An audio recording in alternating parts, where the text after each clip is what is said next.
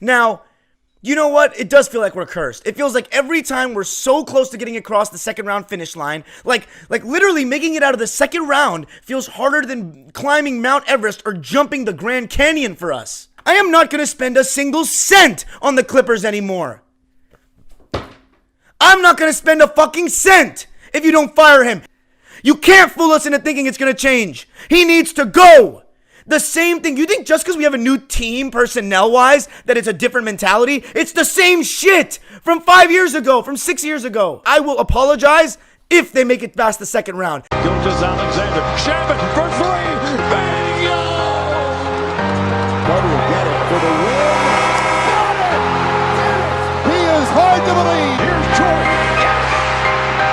The Magic, a 360 turn with the dribble. Magic down the middle. Gives underneath to Worthy. Slam dunk. Third in the corner, double fake.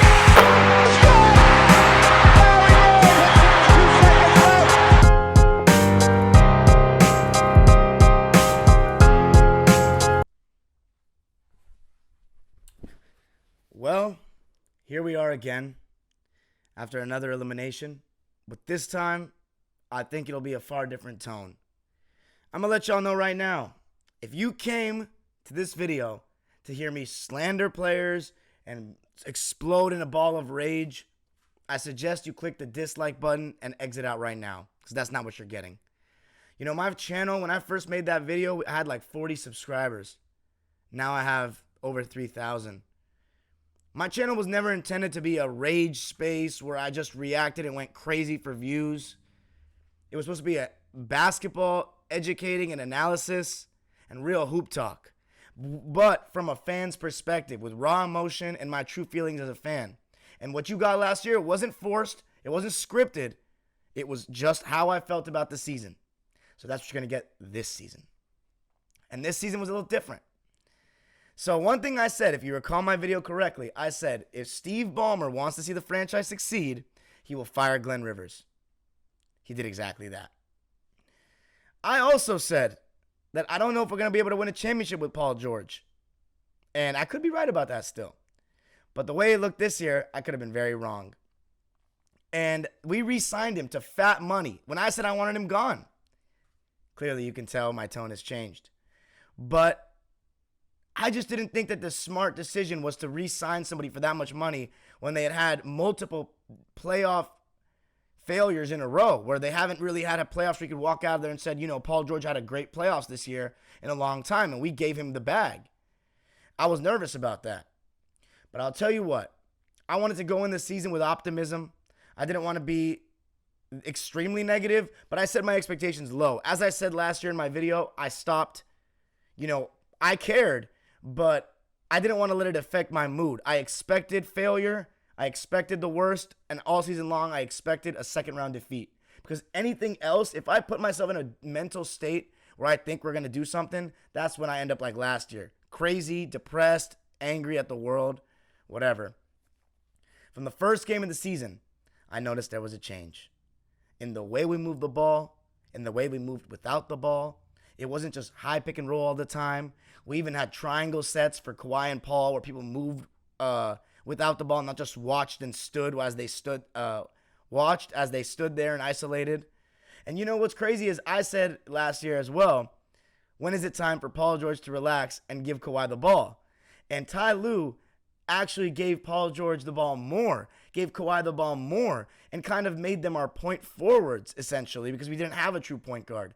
And by giving Paul George the ball more, it changed his confidence altogether and brought him back to glimpses of the Indiana Paul. And I know he had that 2019 season, but yeah, I don't know. Different expectations, different level. I think the Oklahoma City Thunder were more of just like a playoff team. We are a real contender to go all the way. And I think that playing as a secondary to a Kawhi Leonard takes a different sort of sacrifice.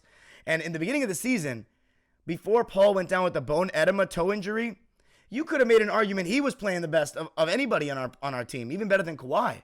He was flying. And I remember when that injury happened, and obviously this is when Ty Lue had already shown me that he's a different level of coach. You know, he's going to go zone from time to time. He's going to switch things up. He's going to actually make in-game adjustments. He's not going to wait 2 hours to call a timeout like a Phil Jackson wannabe. He's actually going to call a timeout. He's going to give guys like Terrence Mann some burn, because Terrence Mann, who was a guy that I said last year in the summer, if you recall my glorified Summer League recaps, should have been playing a little bit because he actually works hard and plays good defense. And for Glenn Rivers, who was apparently a defensive coach, did not prioritize that at all. The same guy that would put J.J. Redick and Jamal Crawford out there in the playoffs and think that it would succeed. Yeah, okay. Ty Lue not only did all that I just said, gave guys like Terrence a chance, he disciplined players. I remember the game we played Atlanta at the Staples Center. You can go check out my recap on it.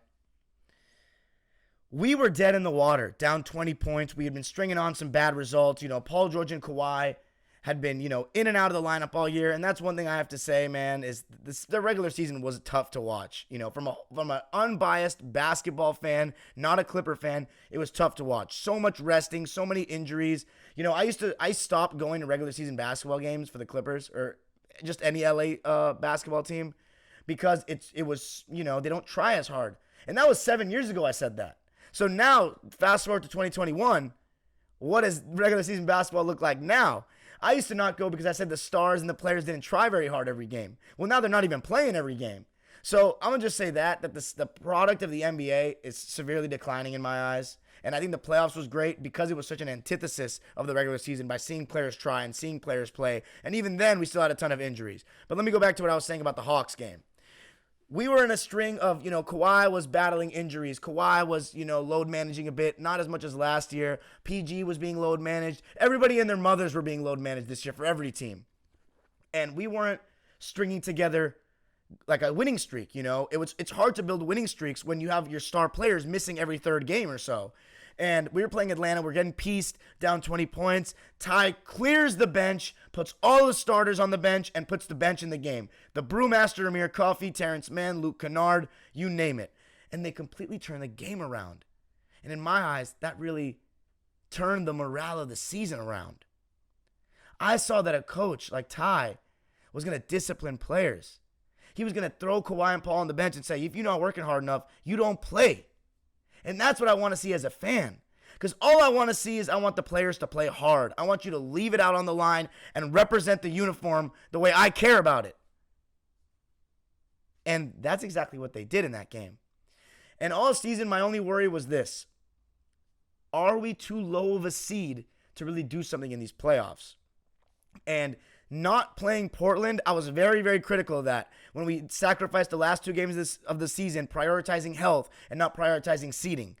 And basically saying, you know what, Luka? We know that you're mad about the fact that we beat you last year, but we're going to just play you again. Fuck it. I was not happy about that at all. I thought it was complacency, and I thought it was a little bit of arrogance.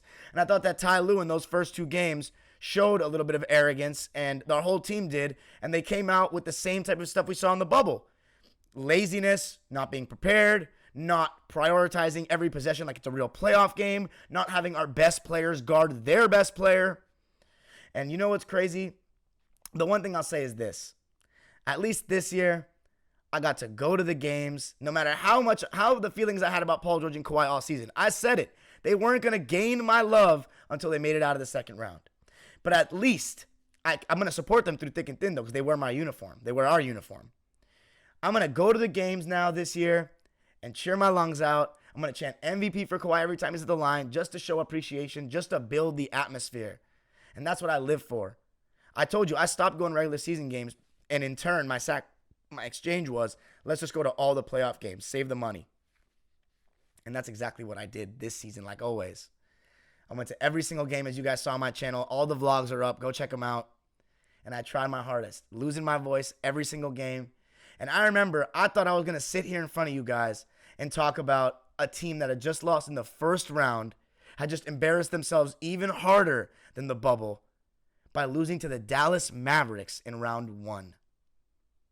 And for them to go into Dallas and win those 2 games showed a lot of heart that last year's team didn't have. Top to bottom, Reggie Jackson, Terrence Mann, the coaching staff, Kawhi, Paul George. They didn't give up. They not only went into Dallas and won 1 game, they won 2 games. And mind you, the entire basketball world was writing us off, getting the jokes ready, lined up. We come back, we lose game 5 again, and then Kawhi delivered a performance for the ages that I'll never forget. Some real superstar level, all-world stuff. We get a game 7. I was there. It was awesome. It was great. Marcus Morris Sr. stepped up. Luke Kennard stepped up, and we sent the Mavs home. And then it was the second round, and I was nervous. We weren't being picked by many people. It was a very 50-50 series in terms of predictions, but we were not favored in Vegas. We were not favored even with the injuries to Mike Conley. We were not favored. We go out there and lose the first 2 games, mainly because Kawhi and Paul weren't playing well enough, and again, we reverted to not guarding their best player with our best players. You know, the 2 all-league defenders we talked about, and I was very critical of them. They're not guarding the ball. And again, we respond with 2 wins in Utah, showing real heart. Never say die attitude. Shout out Reggie Jackson. Shout out Nick Batum. All the role players. Zubats. But of course, you know, Serge Ibaka getting injured, that hurt. That hurt our playoff run. You know, that was our marquee offseason signing, and we didn't really feel like we had him. And then, obviously, hearing Kawhi went down, that was really tough. It just felt as though the Clipper curse is going to continue. It's just not meant to be. Man, I was sad. I was like, wow. I mean, I'm not sad, actually, really, because I was like, I expected to lose in this round. And what happened next, man, I can't even put it into words. Paul George took all the baggage. The most scrutinized player since LeBron 2011. Every regular season game he played well. On Twitter, it was, well, let's see if he does in the playoffs. Let's see if he does in the playoffs. All year, the whole media was talking about the Clippers as pretenders. Oh, we ain't going to give them credit. We got to see what they do in the playoffs. Kendrick Perkins said that we did nothing in the offseason to help our team. Like, to improve our roster. Kendrick Perkins, this was after we hired Ty Lue. This was after we hired Ibaka. He said nothing. He's just one talking head, and that represents the whole many of them that were not giving us any credit. They weren't even giving us the chance to prove that maybe we had changed. Paul George goes and scores 38 points in a hostile Utah without his co-star and leads us to a win. Can't even believe it. Setting the stage for the greatest night in Clipper history. I was there. The video's up. Seeing the barrage. 25 points down. We think we're going back to Utah. I don't know if we can beat them in 2 games without Kawhi. Maybe that game 5 was just a lucky game. It wasn't. Threes galore. The crowd pushing it every game. First game with a full house.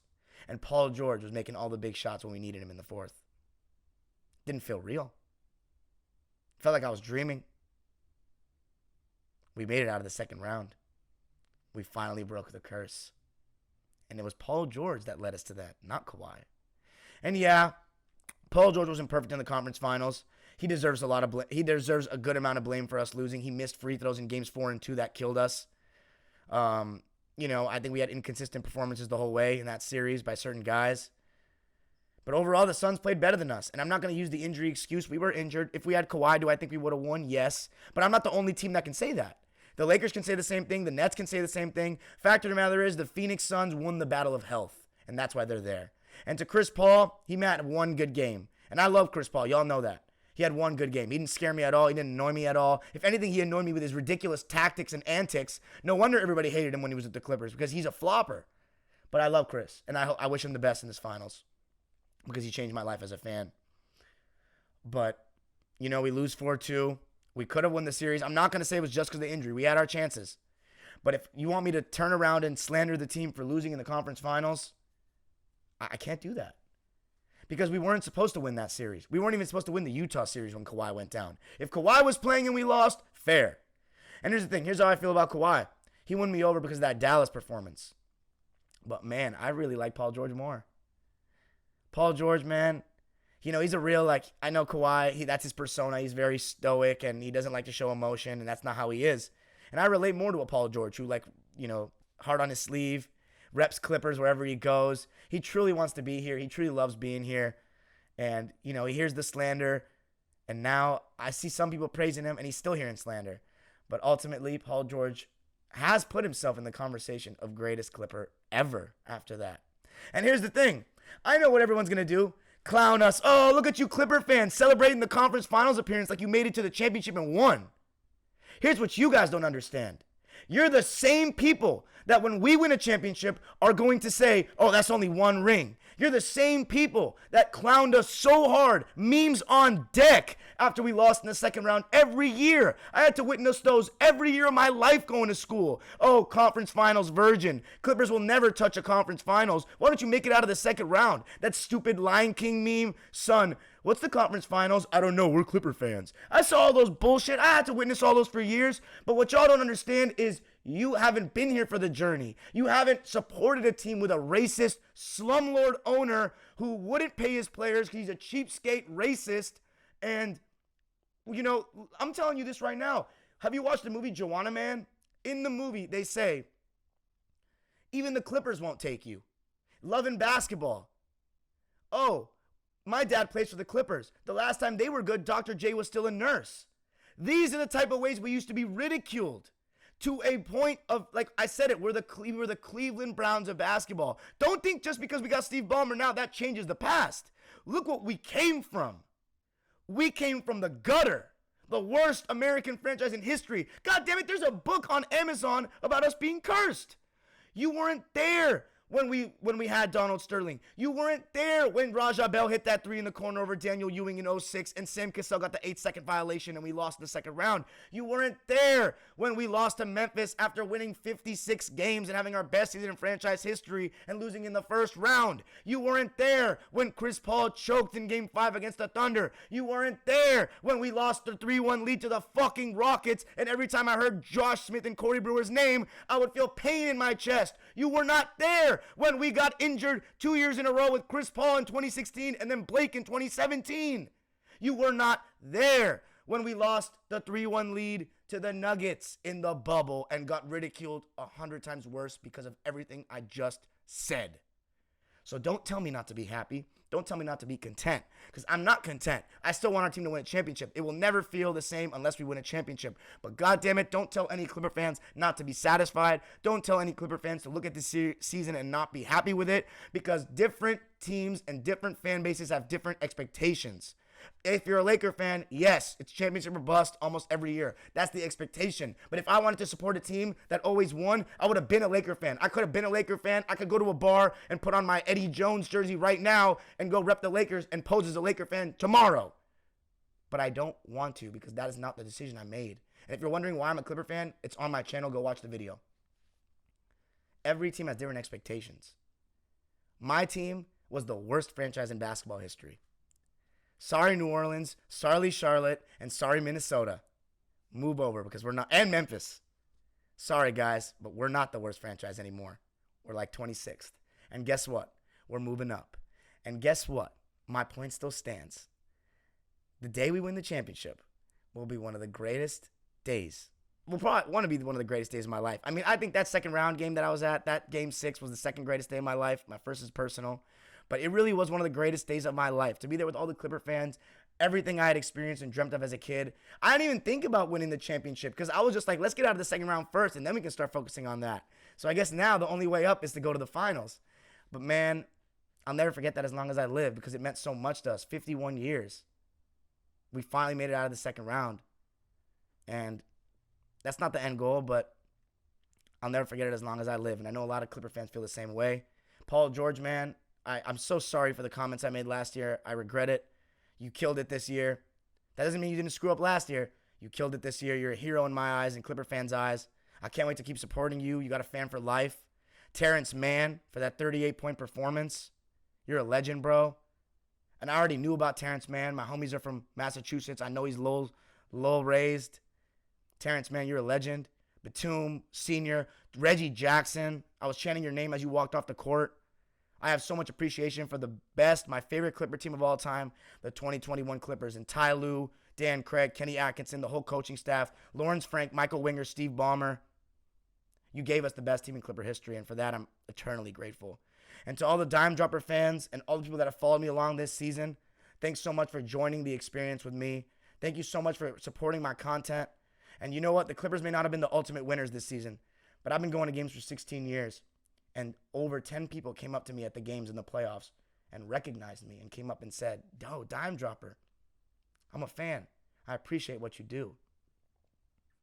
And I can't even put it into words, but I can't feel like a loser after that.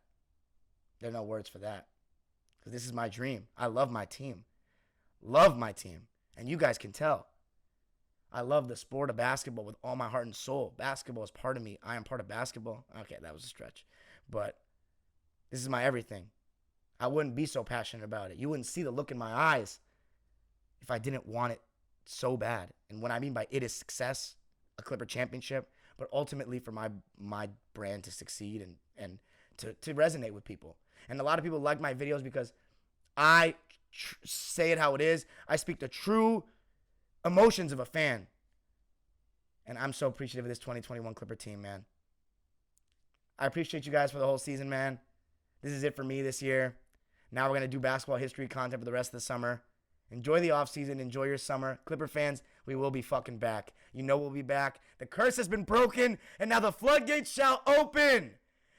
NBA Finals next year. Let's go! Woo!